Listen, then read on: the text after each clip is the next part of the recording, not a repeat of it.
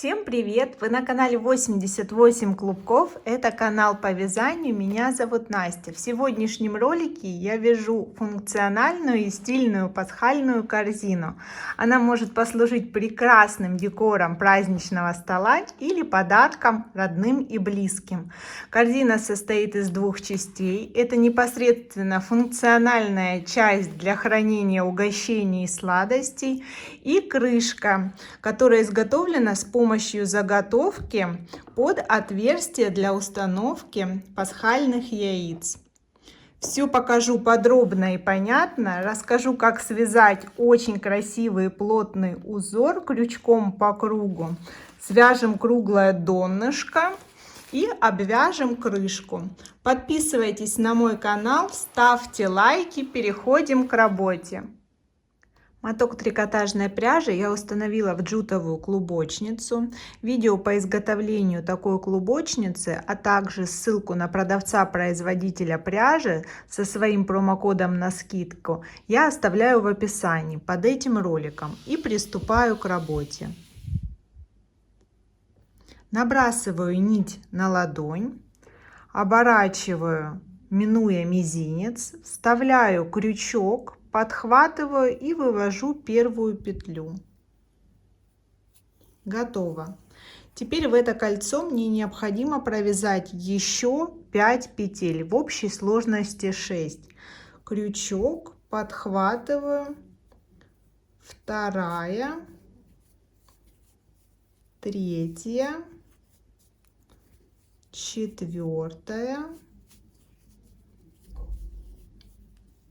пятая и шестая. Складываю пополам и туго максимально затягиваю кольцо. Делаю соединение первого ряда. Любой способ соединения рядов подойдет. Я пользуюсь следующим. Увожу в первую кромочную косу рабочую петлю с лица на изнанку. Хорошенько вытягиваю и продеваю в эту петлю все вязание. Далее тяну за рабочую нить и круг замыкается. Узор донышка, галочка в раскол. Это плотный и очень крепкий узор. Я нахожу первую галочку ряда, вставляю крючок и слежу, чтобы он вышел в центре этой же самой галочки с изнанки. Подхватываю рабочую нить и вывожу первый столбик второго ряда.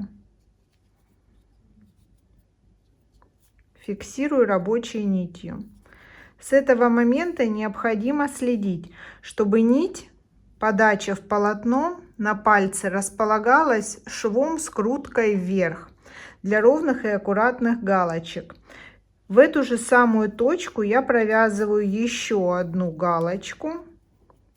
Таким образом, во втором ряду, провязав по 2 столбика в одну точку, из 6 я получу 12.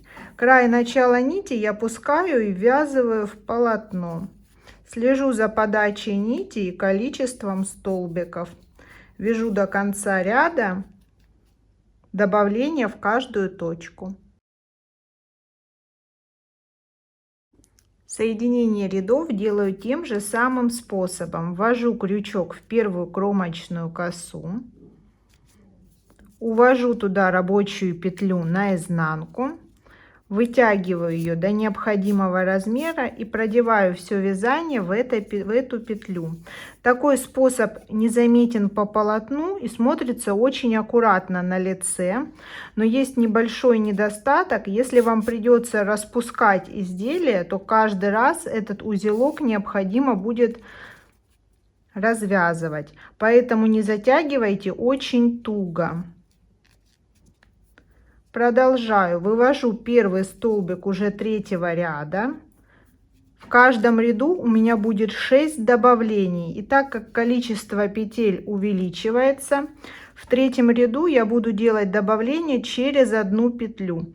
То есть одна одинарная, в следующую точку провяжу 2 столбика в одну точку. И так по кругу, чередуя одинарную, двойную, выхожу на 6 добавлений и 18 столбиков к концу ряда.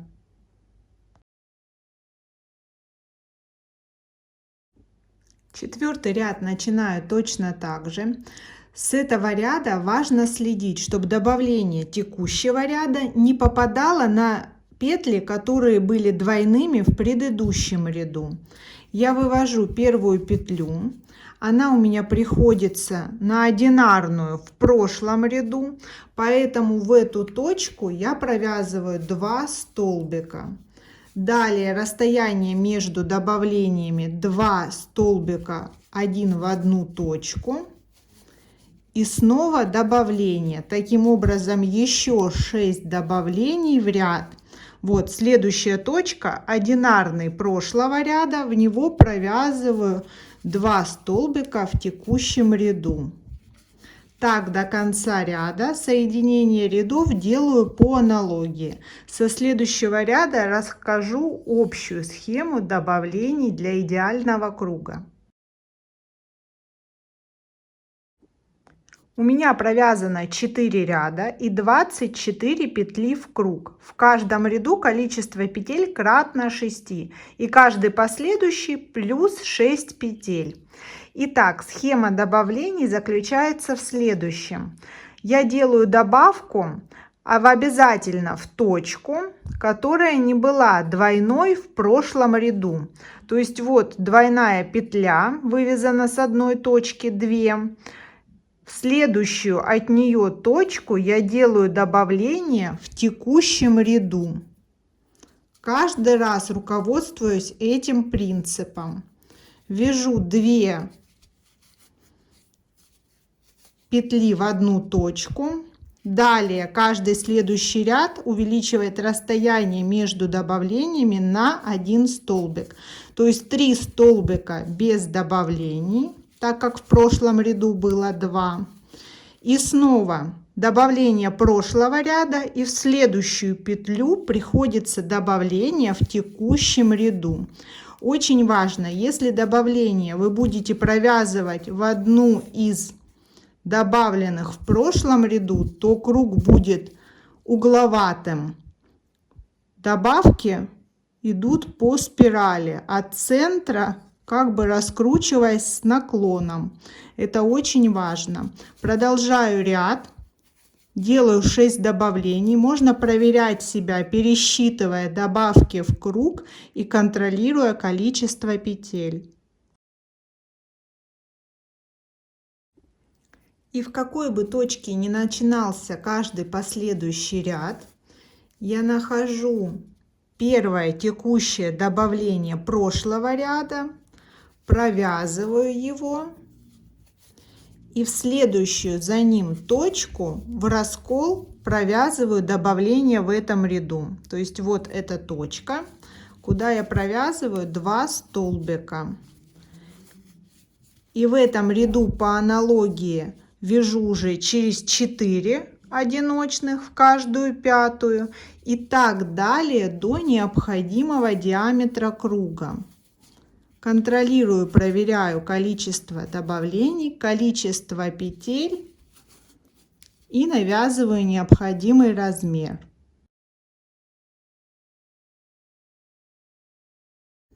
Сейчас у меня провязано 8 рядов, в круг получается 48 петель, диаметр донышка 19,5 сантиметров. Так как я ориентируюсь на свою заготовку, мне по размеру уже достаточно. Обвязка уже даст необходимый размер. Вот, обратите внимание. Сейчас я отрезаю нить с запасом в 5 оборотов вокруг готового круга. То есть замеряю 1 и делаю таких 5. Для того, чтобы мне хватило этой длины нити на кромочную обвязку.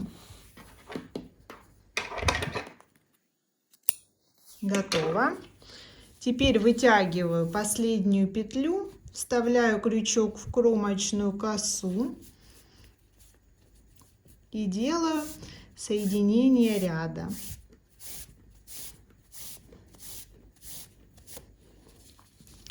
Здесь нить возвращаю в исходную петлю на изнанку.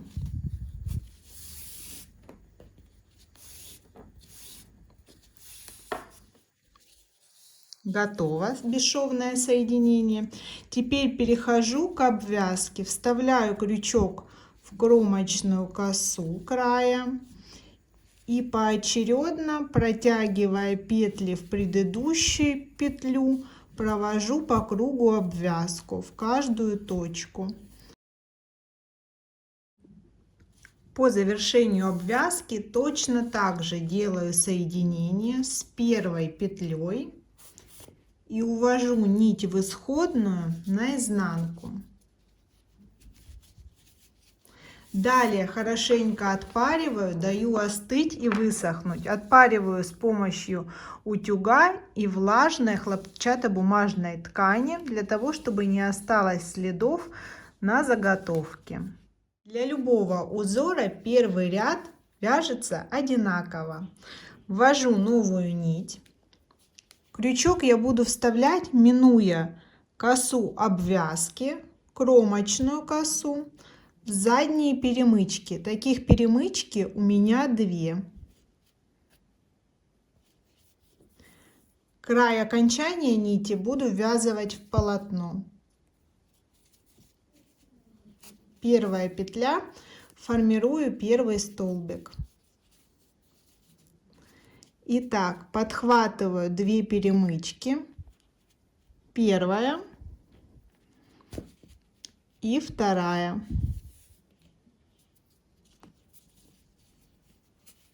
И следующий столбик. И так далее по кругу. 2 перемычки.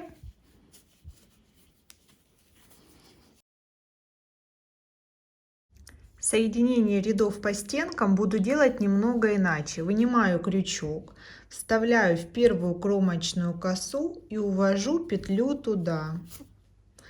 Далее вынимаю, вставляю в первый столбик ряда в раскол, подхватываю петлю, уведенную на изнанку, и с помощью рабочей нити формирую первый столбик. Готово. Далее провязываю столбик в основание предыдущего ряда, точно так же в раскол. Далее пропускаю следующий столбик, чтобы у меня не было непроизвольных добавлений, и провязываю снова в раскол. И снова в основание этого же столбика первого ряда. Вот что получается. Далее снова пропускаю в раскол по текущему ряду и в раскол в основание предыдущего ряда. Так до конца ряда. Не забываю пропускать, чтобы не добавить петель в круг.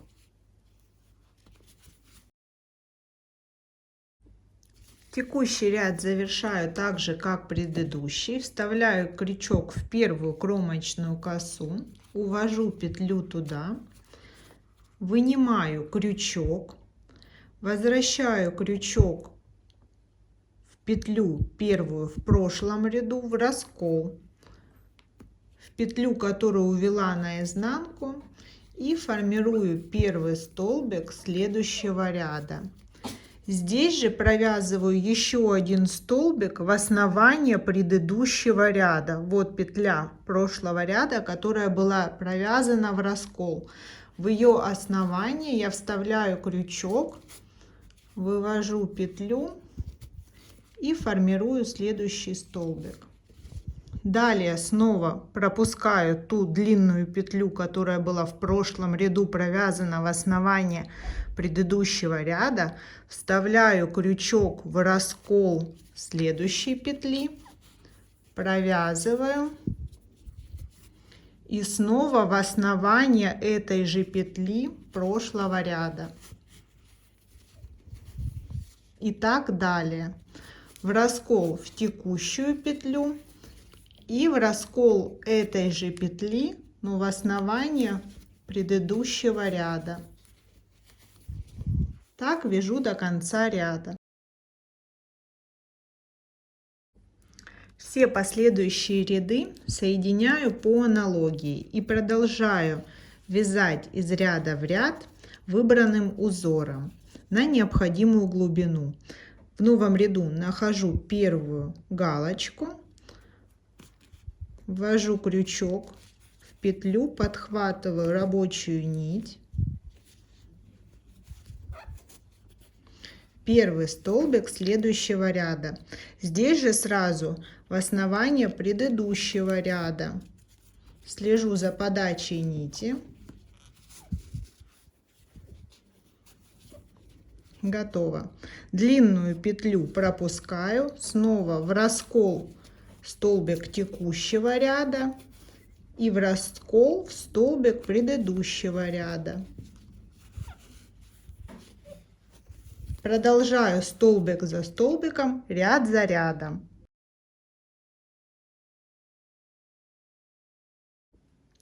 У меня провязано 5 рядов по узору. Это примерно 7 сантиметров глубины моей корзины. И мне уже достаточно. Я отрезаю нить для того, чтобы хватило запаса нити для кромочной обвязки. Где-то 5 оборотов по окружности мне потребуется. Можно брать с небольшим запасом.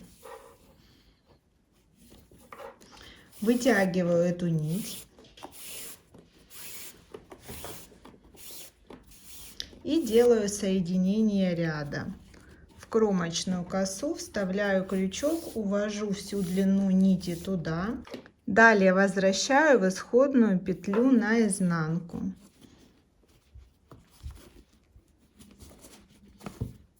Бесшовное соединение готово.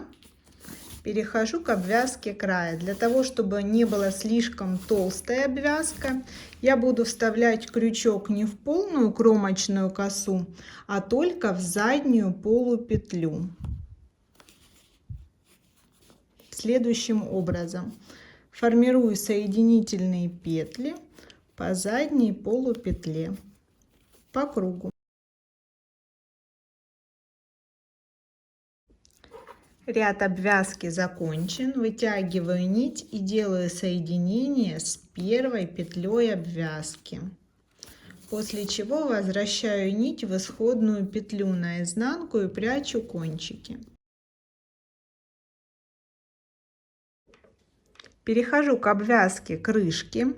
Можно перейти на крючок потоньше для удобства. Я ввожу крючок в отверстие, подхватываю рабочую нить, оставляю край нити с небольшим запасом и поочередно в каждое следующее отверстие, вводя крючок, провязываю соединительный стежок. Так по кругу. И когда остается уже последнее отверстие, я вставляю крючок и подхватываю тот край нити, который оставляла в самом начале. Протягиваю в петлю и делаю соединение с первым стежком. Увожу эту нить туда и возвращаю в исходную, наизнанку. Далее по совпадению у меня 48 отверстий, но мне нужно в круг добавить плюс 6, чтобы изделие закрывалось плотно и аккуратно. Здесь было 48, добавление было на каждую 1, 2, 3, 4, 5, 6, седьмую я провязывала 2 в одну точку. Значит, следующим кругом мне нужно провязывать в каждое 8-е отверстие 2 в одну точку. Я формирую первый столбик. Далее край начала ввязываю в полотно, столбик за столбиком. Получается 1, 2, 3, 4, 5, 6, 7. И вот 8-е отверстие 2 столбика в одну точку. То есть 48 плюс 6 столбиков у меня должно быть в круг 54 петли. Продолжаю по кругу, делая 6 добавок в круг. Делаю соединение любым удобным способом. Ввожу крючок в первую кромочную косу, увожу рабочую петлю туда. Далее вынимаю крючок, вставляю его в раскол первого столбика ряда, подхватываю уведенную петлю и с помощью рабочей нити формирую первый столбик следующего ряда. Готово. Далее вяжу ряд без добавлений и убавлений. В одну точку провязываю 1 столбик в раскол. Ряд закончен, вытягиваю нить. У меня объем нити остался только для обвязки. Если у вас объем нити большой, отрезаете 5 обхватов круга. Этого должно хватить на соединительные стежки по окружности. Далее делаю соединение в первую кромочную косу, увожу нить и возвращаю ее в исходную петлю. Тем самым замыкаю ряд.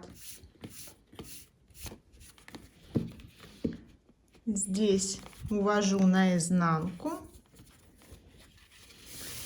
и перехожу точно к такой же обвязке, которую делала по краю корзины.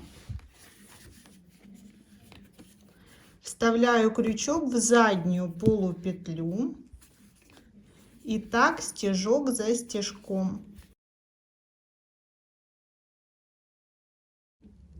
Далее замыкаю ряд обвязки. В первую петлю кромки наизнанку, после чего возвращаю нить в исходную точку и прячу кончики. Моя пасхальная корзина готова, будет прекрасным украшением любого праздничного стола. При этом очень функционально и практично. Подписывайтесь на мой канал, ставьте лайки, будет много интересных видео. Всем пока!